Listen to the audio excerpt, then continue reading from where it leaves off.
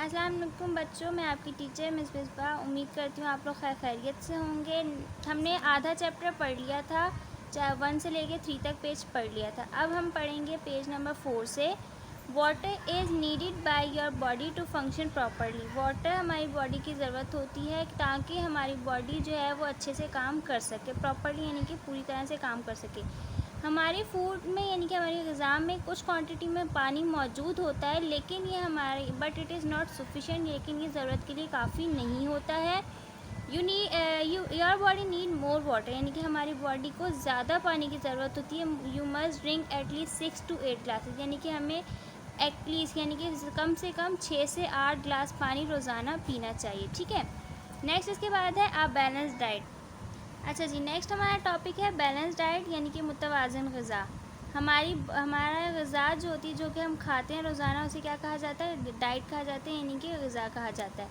वो डाइट जो कि the diet that provide all the nutrients in the right amount is a balance diet, यानी कि वो ग़िज़ा हमारी जो कि हमें प्रोवाइड करती है, हमें मुहैया करती है तमाम न्यूट्रिएंट्स राइट क्वांटिटी, यानी कि सही मिकदार में, सही क्वांटिटी में, यानी कि प्रोटीन भी, कार्बोहाइड्रेट भी, फैट भी, न्यूट्रिएंट सारे जो है क्वांटिटी में हम बैलेंस रखते हैं, तो उसे हम क्या कहते हैं? उस डाइट को क्या कहा जाता है? Balance diet.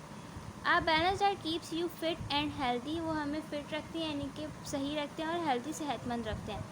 साइंटिस्ट यूज़ करते हैं, ये फूड पिरामिड जो बना हुआ है वो साइंटिस्ट ने बनाया है। ठीक है। उसके हिसाब से यानी कि कौन सी न्यूट्रिएंट हमें ज़्यादा लेना है और कौन सा न्यूट्रिएंट हमें कम लेना है, इसके हिसाब से हम एक साइंटिस्ट ने जो है वो ये हमें बता दिया।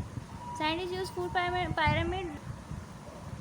पिरामिड जो कि हमें शो कर रहे हैं, यानी कि which shows how much of different types of food you should eat in a day for a correct balance diet, यानी कि वो ये फूड पिरामिड जो है ये हमें बता रहा है कि कौन सी डाइट हमें कितनी मिकदार में लेनी चाहिए। अब देखो यहाँ पे सबसे पहले टॉप पे भी लिखा हुआ है फैट्स, ऑयल एंड स्वीट्स, फिर लिखा हुआ है मीट, फिश, चिकन। ये वाला कौन सा ग्रुप है? जो कि जिसमें प्रोटीन है। और ये वाला कौन सा है? न्यूट्रिएंट, वाइटामिन एंड मिनरल्स है, क्योंकि वाइटामिन और मिनरल्स किसमें थे? फ्रूट्स और वेजिटेबल्स में ज़्यादा थे।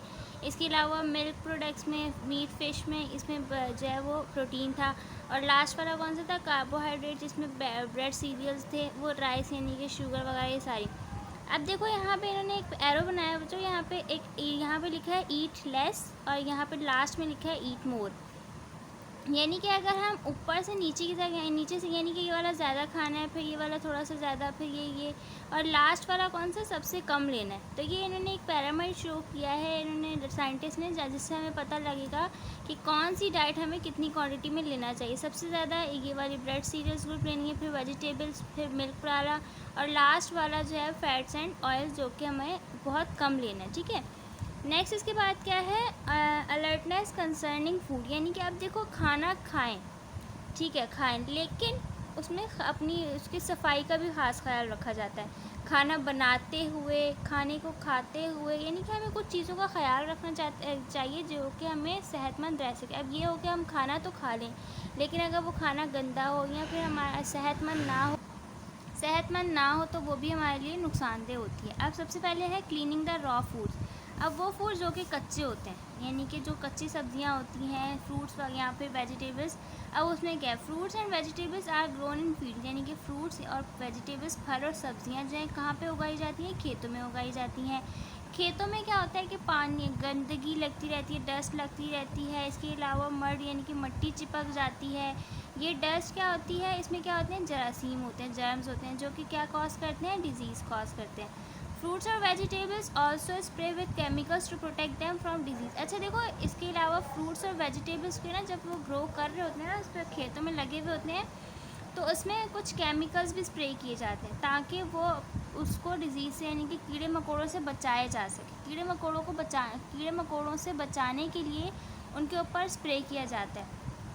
अब वो स्प्रे, वो केमिकल हमारे लिए तो हार्मफुल होता है ना, तो but these chemicals are harmful for us, ये केमिकल्स हमारे लिए नुकसानदेह होते हैं। Therefore food should be wash truly before eating, इसीलिए खाने से पहले से क्या वॉश कर लेना चाहिए। If fruits and vegetables are wash after they cut, यानी कि अगर, अब एक और बात भी कि अगर काटने के बाद इसे हम साफ धोएंगे तो some of the nutrients are also washed away with water, so they should always be wash before cutting. तो इसी वजह से अब देखो, जैसे अगर हमें काटने के बाद तो हमने जो है उसको धोया, तो काटने के बाद अगर हम धोएंगे तो इसके कुछ न्यूट्रिएंट्स, इसकी कोई ग़िज़ाइयत जो है वो पानी के साथ बह जाएंगी। तो इसी वजह से हमें काटने से बिफ़ोर कटिंग यानी कि काटने से पहले धोना चाहिए ताकि न्यूट्रिएंट्स ज़ाया ना हो सके। ठीक है, नेक्स्ट इसके बाद क्या है, प्रिकॉशंस वाइल कुकिंग, यानी कि खाना बनाते हुए हमें क्या एहतियात करनी चाहिए। Fruits and some vegetables like carrot, cucumber and radish, यानी कि गाजर, खीरा और रेडिश जो है मूली, इन्हें क्या खाया जाता है, इन्हें कच्चा खाया जा सकता है। कुकम्बर को भी खा लेते हैं हम, मूली को भी खा लेते हैं, गाजर को भी खा लेते हैं, खीरे को भी, इन्हें हम क्या खाते हैं, इन्हें हम कच्चा खा लेते हैं। But other foods have to be cook before eating, लेकिन इसके अलावा जो दूसरे ग़िज़ा हैं उनको क्या खाने से पहले धोया जाता है। Cooking make the food soft, tasty and easy to digest. Cooking से क्या होता है कि जब खाना पकाते हैं तो वो खाना में यानी कि वो ग़िज़ा क्या हो जाती है, सॉफ्ट यानी कि नरम हो जाती है, टेस्टी मज़ेदार हो जाती है और इजी टू डाइजेस्ट, आसानी से डाइजेस्ट होने वाली हो जाती है। इसके अलावा जर्म्स को भी किल कर दे। किसी भी चीज़ को अगर हम बॉयल करेंगे या पका लेंगे तो उससे बीमार जरासीम जो होते हैं वो मर जाते हैं, क्योंकि वो आग लगती है तो वो आग से क्या होती है, आग की गर्मी से वो उसको मार देते हैं। The different methods of cooking food are, अच्छा मुख्तलिफ तरह से हम फूड को पका सकते हैं। उसमें क्या है, सबसे पहले बॉइलिंग यानी कि उबालना, स्टीमिंग भाप देना, फ्राई जो है वो डीप फ्राई जो है कि वो ऑयल में डाल के होते हैं, रोस्टिंग यानी कि उसको सिर्फ आग के ऊपर डायरेक्ट पकाना, और बेकिंग का मतलब होता है हल्की सी आंच में बेक करना।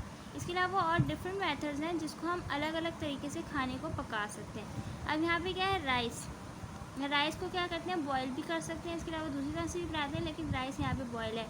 वेजिटेबल्स को क्या किया जाता है, स्टीम किया जाता है, यानी कि भाप पे पकाया जाता है हल्की आंच पे। अब ये जो पूरी है यानी कि जो हलवा पूरी होता है उसमें पूरी उसको डीप फ्राई किया जाता है, चिकन को रोस्ट किया जाता है, ब्रेड को क्या किया जाता है, बेक किया जाता है। ठीक है, नेक्स्ट इसके बाद क्या है,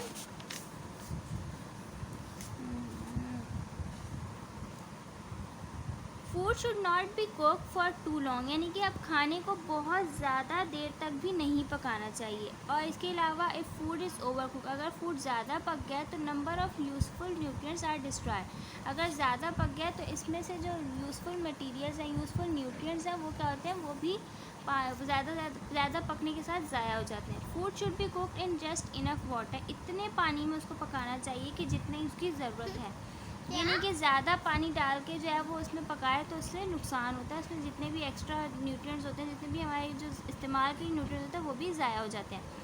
extra water is cook food also contain nutrients, जो ज़्यादा पानी होता है उसमें भी न्यूट्रिएंट्स होते हैं, और एक्स्ट्रा वाटर को हम फेंक देते हैं तो ये न्यूट्रिएंट्स भी इस तरह से हमारे ख़त्म हो जाते हैं, लॉस्ट हो जाते हैं, ज़ाया हो जाते हैं।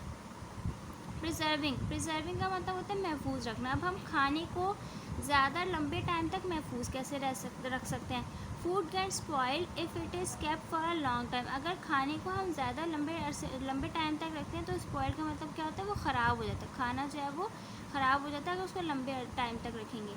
जर्म्स और mould start growing on it, यानी कि इसमें क्या होता है कि जर्म्स यानी कि जरासीम, और इसके अलावा मोल्ड का होता है उल्ली, जो उसे कहते हैं कि वाइट जो होती है ना उसमें वो लगना शुरू हो जाती है। You fall ill if you eat such food, अगर हम ऐसे खाने को खाएंगे तो हम बीमार हो सकते हैं। There are different methods to prevent rotting of food, ग़िज़ा को यानी कि खाने को ख़राब होने से हम किस तरह से महफूज रख सकते हैं उसको। जब हम खाने को महफूज रखेंगे तो उस मेथड को, इसे क्या कहा जाएगा, प्रिजर्वेशन ऑफ फूड, यानी कि खाने की हिफाजत।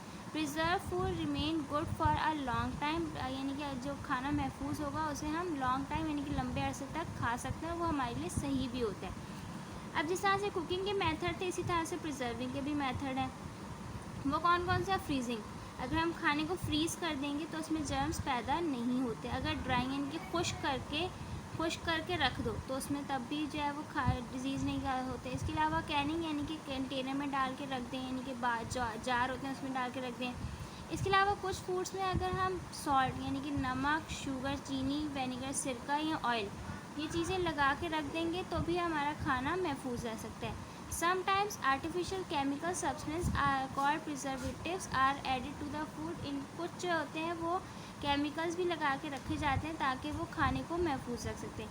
चलो हमारा ये चैप्टर अब फूड ख़त्म हो चुका है। उम्मीद है आप लोगों को समझ आई होगी। असाइनमेंट नंबर 2 का ये काम है, आप लोगों ने इसको चैप्टर को कंप्लीट करना और क्लियर साफ राइटिंग में काम करना है। नेक्स्ट चैप्टर के साथ मिलूँगी इंशाल्लाह। अपना ख्याल रखिएगा। अल्लाह हाफ़िज़।